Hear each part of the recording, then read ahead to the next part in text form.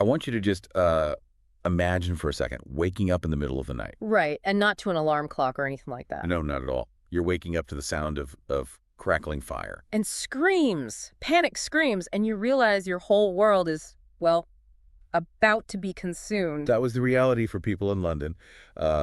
Early hours of Sunday, September 2nd, 1666. And today, we are going deep into the Great Fire of London. It all started in, of all places, a small bakery. On a street called Pudding Lane.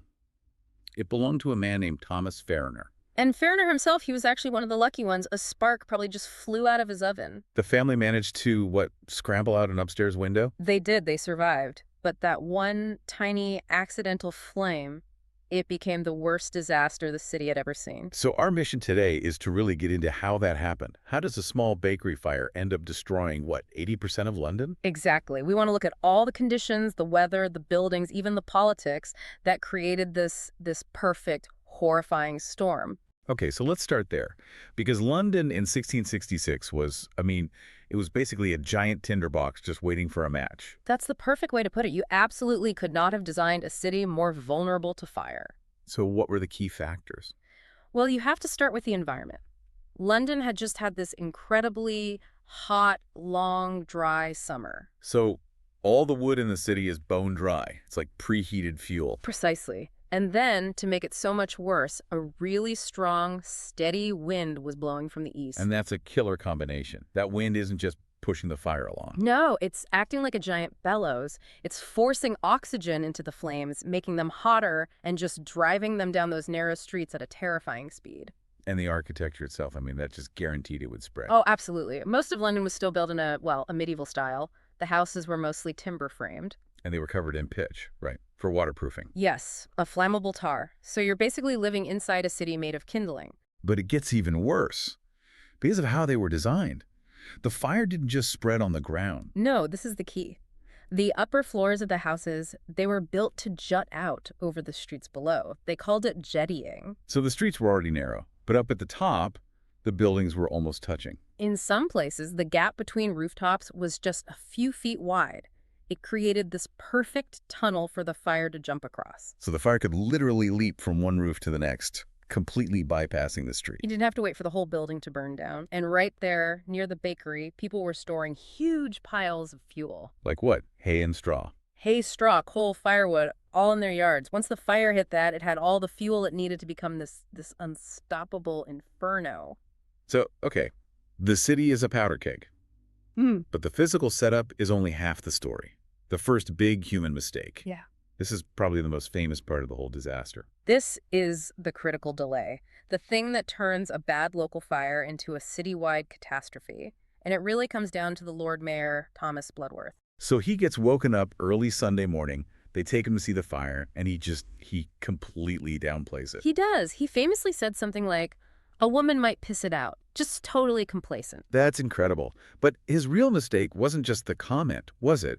It was his refusal to act. Exactly. He refused to order what needed to happen immediately, creating a fire break. Which means pulling down houses to create a gap so the fire has nothing to burn. Right. You have to destroy property to save the city. But he was worried about the cost. The cost. Who was going to pay for it? Yeah. He knew he'd be facing massive lawsuits from all the property owners whose houses he ordered destroyed. So he's worried about getting sued while the city is starting to burn down. It was a paralysis of leadership. He was weighing the legal costs of destroying a few houses against the safety of the entire city, and he froze. By the time he finally understood how bad it was just too late. Far too late.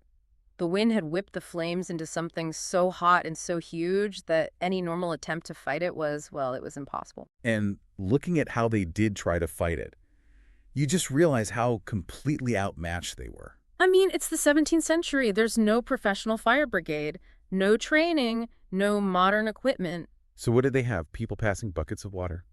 Literally that. Teams of people forming bucket brigades, passing leather buckets of water from the River Thames or from local wells. It's hopeless. And what about those fire squirts? Ah, yes, the fire squirts. They were basically giant brass syringes. You'd fill them with water, and two people would operate it to spray a jet of water. A giant water pistol against a furnace that's melting buildings. It's almost comical. They were useless. They couldn't get enough water on the fire. They couldn't reach the upper floors where it was spreading. So the only real tool they had was pulling buildings down. With long fire hooks, yeah, that was the idea. Hooks onto a burning building and physically pull it down to create that fire break. But because of the delay, Because of the delay, the fire was just too intense, the heat was unbearable, the smoke was blinding. People couldn't get close enough to even use the hooks. Their tools were failing because the fire itself was pushing them back. the situation had clearly gone beyond what the city could handle. We had become a military problem, and that's when they had to turn to a really desperate, extreme solution. Gunpowder. Gunpowder. If you can't pull the houses down, you blow them up. So you have the chaos of the fire, and now you're adding controlled explosions to the mix. It sounds crazy, but it was necessary. They had to create those fire breaks, and demolition by explosive was the only way left. They even brought in Navy sailors who knew how to handle the gunpowder properly. And that's what finally started to work. It did. The gaps they created were finally big enough that even that strong east wind couldn't carry the embers across. This is what ultimately saved the parts of London that didn't burn. But before that, the city lost so much. And I think nothing really symbolizes that destruction more than the fall of St. Paul's Cathedral. The old St. Paul's, yeah. Everyone thought it was the one place that was completely safe. It was this huge medieval stone building. People thought the walls were invincible. The booksellers especially. They moved all their valuable books and paper stock into the crypt, thinking it was the safest place in London. But there was one critical flaw in that plan. A huge one.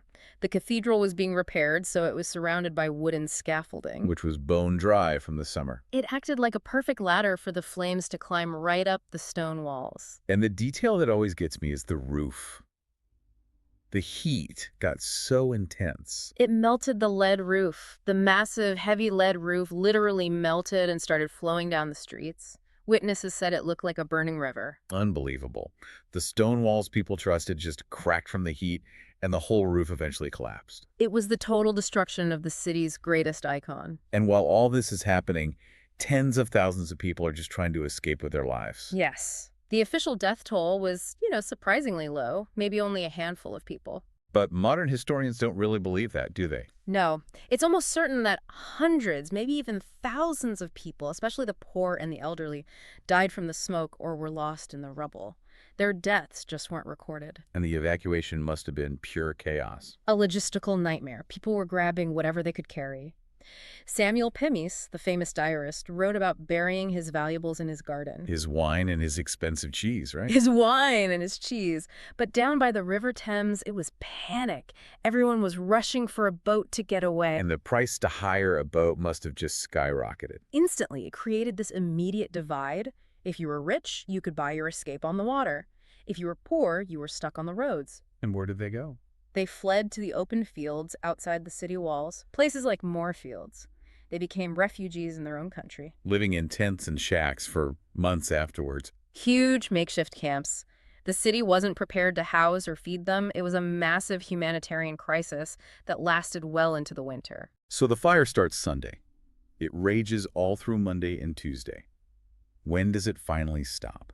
It starts to slow down on Wednesday. Two things happen. First, that strong easterly wind finally died down. And second, the fire breaks created by the gunpowder were finally doing their job. Exactly. The fire was running out of fuel. By Thursday, the main blaze was out, leaving behind just miles of smoldering ruins. And the scale of the damage is just mind-boggling. It's staggering. Something like 13,200 houses, 87 churches, the Royal Exchange, all gone, the entire medieval city wiped out in 4 days. But luckily for us, we have that incredible eyewitness account you mentioned, the diary of Samuel Pepys. His diary is so important. It gives us the human story, the emotional core of the disaster in a way that just listing numbers can't. He wrote about those small, specific details that just stick with you. They really do, like seeing pigeons with their wings burned, just falling out of the sky into the flames.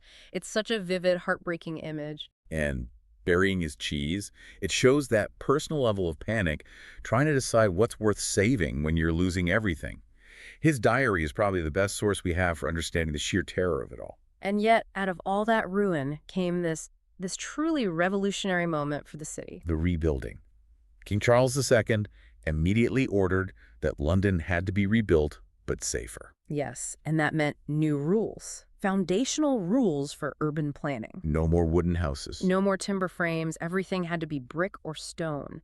And crucially, the streets had to be made wider to stop fire from ever jumping across like that again. This was a massive change, from a city that just grew organically over centuries to one that was actually planned. And this was a huge opportunity for architects, the most famous, of course, being Christopher Wren. He had a really grand plan for a whole new city layout, didn't he? He did, with wide avenues and grand squares, but it was too complex. Too many arguments over who owned which little patch of land. So the street layout stayed mostly the same. Mostly, yes. But Wren got the job of designing the new iconic buildings. 51 new churches, and of course the magnificent new St. Paul's Cathedral that stands today. And that rebuilding project took over 30 years. It completely modernized London. It really did. It set the standard for fire safety and architecture that influenced cities all over Europe. It was the birth of the London we know today. And to remember it all, they built the monument. A huge stone column, 202 feet tall. And that height isn't random, is it? No, it's symbolic. The monument stands exactly 202 feet away from the spot on Pudding Lane where Thomas Farriner's bakery once stood. With a golden flame on top. It stands there as a memorial, not just to the destruction, but to the resilience it took to build a new city from the ashes. So the Great Fire was this catastrophic event born from bad luck, bad design, and bad leadership. But in the end, that disaster forced London to become a safer, stronger, more modern city. Which leaves you with a really interesting thought. How many of the safety rules we take for granted in our own cities, things like fire codes and zoning laws, only exist because a city hundreds of years ago had to burn to the ground first? Good luck with your studies.